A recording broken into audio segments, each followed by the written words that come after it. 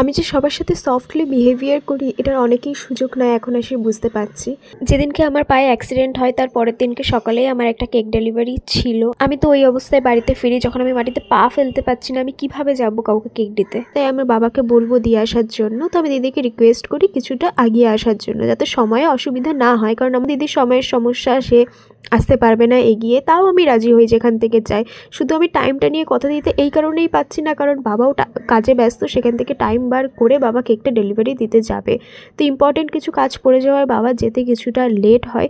তো সেই দিদি আমাকে ফোন করে যা নয় তাই কথা শোনায়, ওয়েস্ট অফ মানি। আর আমি তখন ওই মেন্টাল স্টেটে ছিলাম না আমি কারোর থেকে এরকম ধরনের কথা শুনবো। একদিকে আমি পায়ে যন্ত্রণায় কষ্ট পাচ্ছি আর আমার চোখে জল চলে আসছে। আমি তাকে পেমেন্ট করতেও না করি, কারণ আমি হেল্পলেস ছিলাম। এর থেকে বেশি সত্যি সেই মুহূর্তে আমার কিছু করার ছিল না।